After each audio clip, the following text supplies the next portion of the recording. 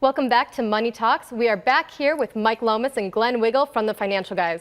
So there are only a few days left in the year, and what are some last-minute financial tips that people can do? Well, there's a couple things you can do, right? So first of all, make those last-minute 401k contributions. Maximize, as Mike mentioned earlier, the lowering your taxes as much as possible. The second thing you can do, if you've been putting away, let's say $300 a month or $400 a month into an IRA account, that's not the max. And so, make sure you're looking at your IRAs and top off what you can, whether it be a Roth or a traditional IRA. Now, IRAs, you have a little bit more time to, so you can actually do it past the end of the year into the following year before you file your taxes. So you have a little bit more time, but we always say it's a good time to do it now if you can and get it into this particular tax year.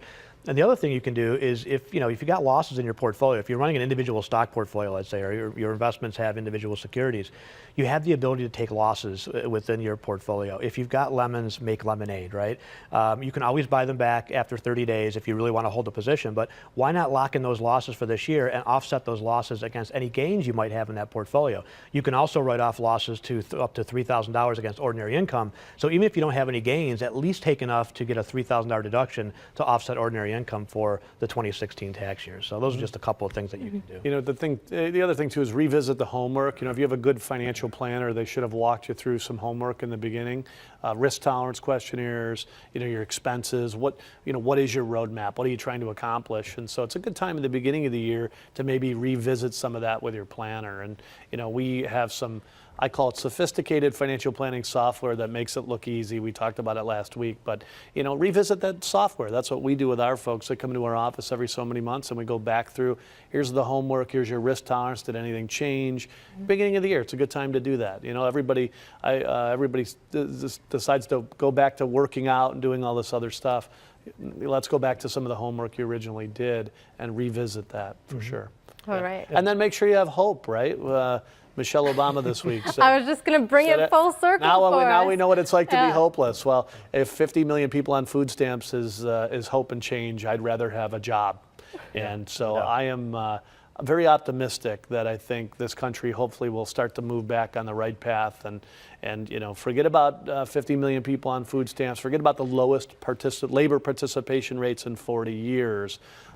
Let's hope we have real hope and change, which is jobs, jobs, jobs, jobs. Let's get this economy moving again. Well, and the economic indicators just don't line up with her comments, right? So to say that this is what it feels like not to have hope, this is a couple weeks after we hit a 10-year high in the University of Michigan consumer sentiment figures, right? We've had home builders future sentiment at 10-year highs as well. Just in a few weeks swing, all those numbers. Just in a couple weeks. I mean, we've had 5 or 6 different economic indicators that are all pointing to more optimism, whether it be retail sales, home builders, just consumer sentiment in general. So her comments absolutely do not jive with the reality and what the actual reports and the information. I'll tell you, our business owner clients are saying, well, maybe the government is not going to attack me.